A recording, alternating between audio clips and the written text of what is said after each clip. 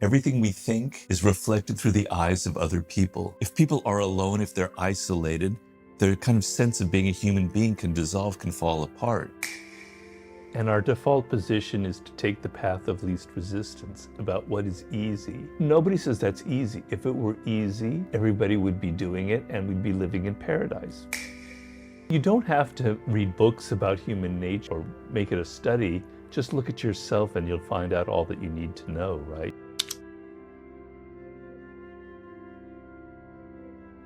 People obviously want power, the sense that you don't have any power in your life, any control over any influence over your spouse, over your children, over your friends, over your colleagues, over your boss, is deeply, deeply miserable for the human animal. So we want to be able to have a sense, a feeling that we have some power over our environment, over the people around us.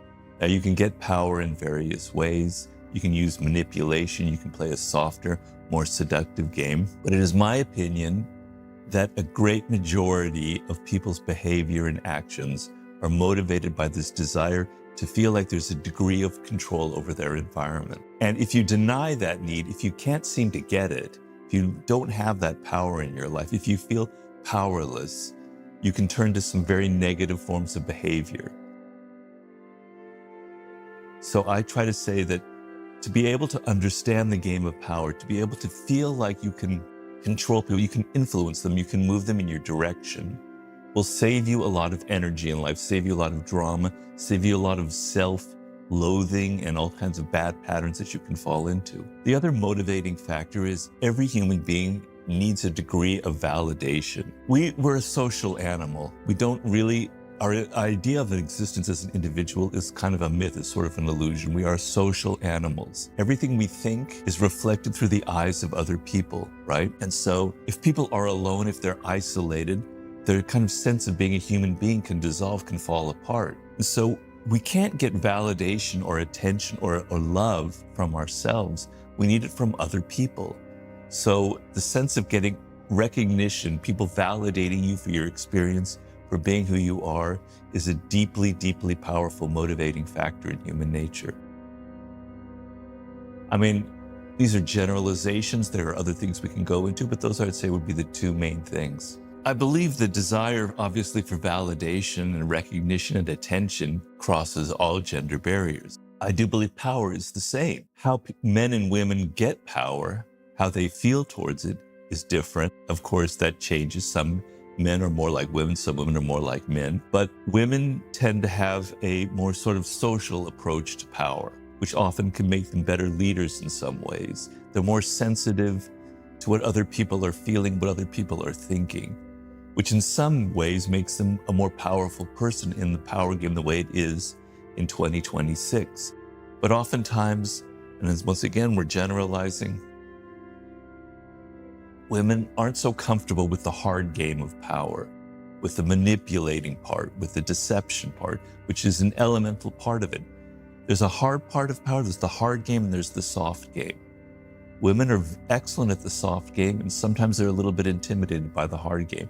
Now, as I said, that can change from individual to individual. I believe that the need for power, for control, the desire to be able to not be vulnerable to everything that people are doing to you, to not feel weak, crosses all ethnic, all barriers. How you get that can be different depending on individuals. Our brains are wired a particular way. I wrote a very thick book, I'm afraid to say 600 pages, on the laws of human nature. These go back to our earliest ancestors. We all feel envy, right? We all have an irrational side. We all tend to be self-absorbed. All that social media does is it accentuates all of those qualities in human nature. It makes them worse. It makes them more extreme. So if I know what everybody in the world is doing right now, if all my friends I see all their photographs of their wonderful holidays they're taking, their men, the beautiful women they're dating, all the fabulous things going on in their lives, because people curate their social media. They don't let you know of all terrible, boring, banal things in their life. Envy. I feel envy. Social media is this machine for creating vast amounts of envy, also for creating irrationality. So the laws of power of human nature don't change. It's just that the tools that they're giving us make it easier for us to manipulate, to deceive, to create impressions and images. One of the laws of power is court attention at all cost. Power is mostly about appearances, right? It's managing your appearances so you seem powerful. Now you can feel powerful, but it's more important to appear powerful. A powerful person, if they talk a lot, they appear kind of weak. They don't feel like, you don't look like you're in control of yourself, right? You're talking too much, you're going to say something stupid. So power is a game of managing the appearances because we're a social animal. I don't judge you on, I can't see your character. I can't see deep inside of you. I can't read your thoughts. I can see how you look, how you appear. If I appear to be a certain thing, if I appear to be virtuous and good, you're going to judge me as someone who's virtuous and good. You don't know that deep down inside, I'm actually a really nasty, evil, Machiavellian character. So social media gives you this tremendous power to curate your own appearance, how people see you, how people judge you. And you're going to put out the things that are going to get positive attention, right? Like you're virtuous, like you're in favor of all of the great causes. Or nowadays, that you're actually kind of so authentically angry and you're full of rage.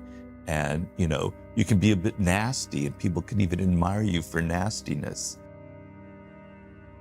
It's an invisible realm. I can't see all of the people who are emailing me. They present this certain facade about who they are, or on my Instagram feed or whatever. I can't really see who they are. And that gives them tremendous power to create these kinds of impressions. It's a very, very dangerous world because it's not real. You're not in flesh. When I see you, I can get a feel for who you are. I can see that you're nice people. I can see the humanity. I get a sense because we're animals after all. I mean, I know that we're animals. I don't think there's a disagreement there. We have a feel for what people are. We can sense their energy. We can sense their nonverbal cues. We can sense if they are a tricky, deceptive person. We can see through it. And so on the internet, you can't see any of that, right? It's very deceptive and it can be very troublesome. And it's creating a lot of mental illness right now, I believe. If you try to pretend that you're a godlike creature, that you have all this power, but you have nothing behind you, you're going to be exposed, right? So it depends on where you are in life and how people will view you. But, if I appear to be confident, so let's take confidence as a very important component in the power game, right? If I convince myself that I am powerful, that I am confident, that I am worthy of attention and getting things that I want, it creates this kind of self-fulfilling dynamic. People read off of you that you're confident, and they assume that it comes from something real. And so you can get power just by creating this facade, and it can be very real. You have to get at the root cause of your boredom. And most often you're looking at it superficially. You're thinking, I just don't have enough stimulation in my life. I need to travel more. I need to get rid of my girlfriend or boyfriend and find a new relationship. My career is bothering me. I need to change jobs. That's the superficial way of dealing with the problem that's deeper. You have to look at yourself and you have to see the possible root causes of what is making you bored. A lot of it is the fact that you are looking for external stimulation, whereas looking inward and seeing who you are and what drives you and what your motivations are, what makes you different. You were talking about diet and how all the intricacies and how each person responds to foods differently, and it's very inexact science. Well, you are an individual and you have your own little weirdness, and everything about you is different, and you have all these little grains inside of you that react differently to things. You don't know who you are. You're alienated from yourself. You're alienated from your nature.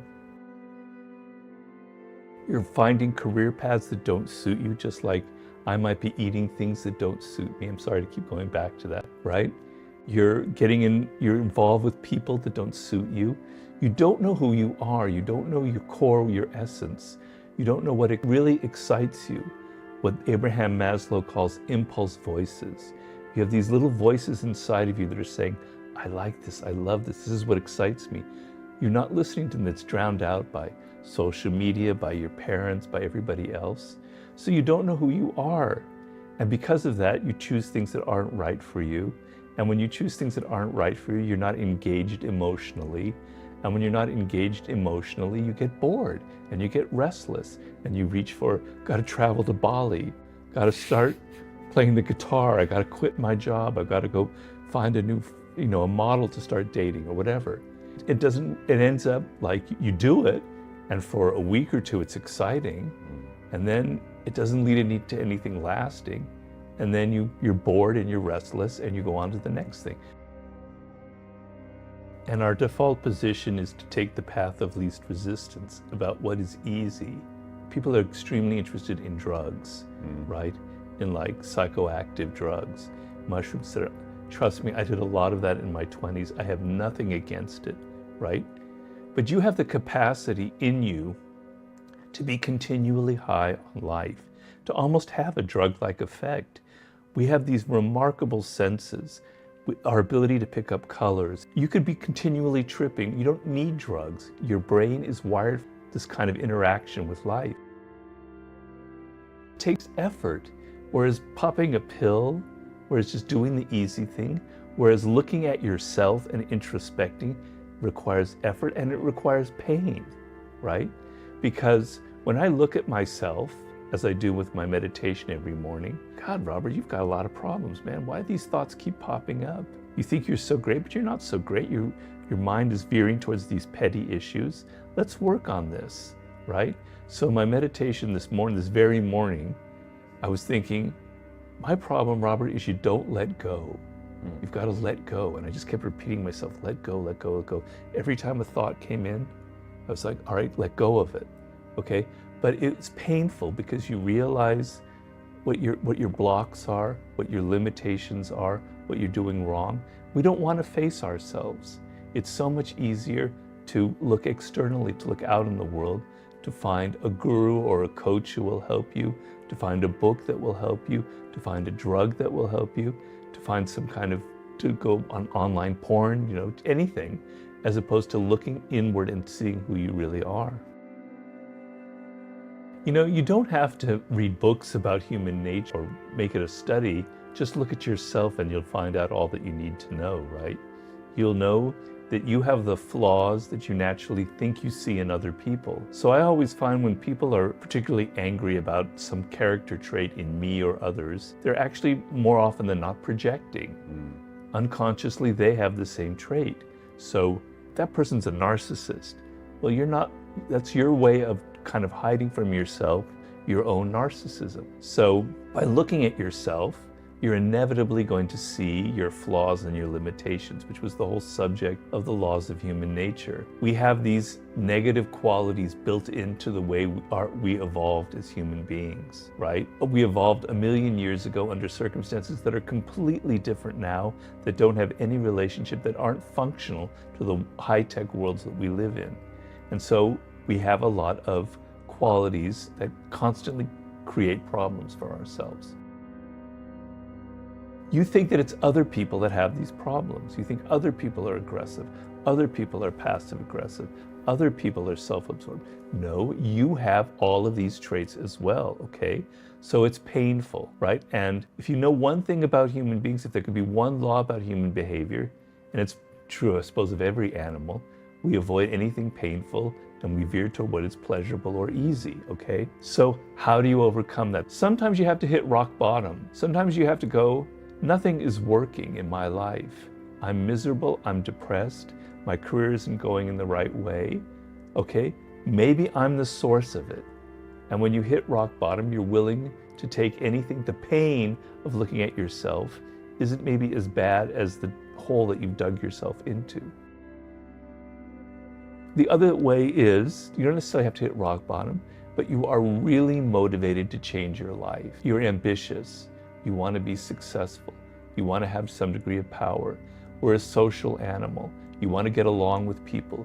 You want to know how to navigate these complicated social environments that we inhabit. And so it's not working for me right now. I'm getting in my own way, okay? So I have to step back And I have to look at myself and I have to study who I am and I have to do some heavy work on myself. Now, nobody says that's easy. If it were easy, everybody would be doing it and we'd be living in paradise, but we obviously don't. Intellect is vastly overrated, that we are emotional animals. The problem is emotional. You have to change your orientation, right? Your problem is emotional, not intellectual.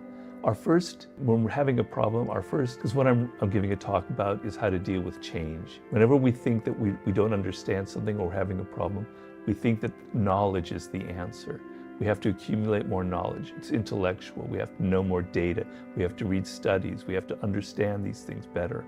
The problem is emotional. The reason you can't deal with change or you're not looking at yourself is you have emotional blocks. You're full of fear.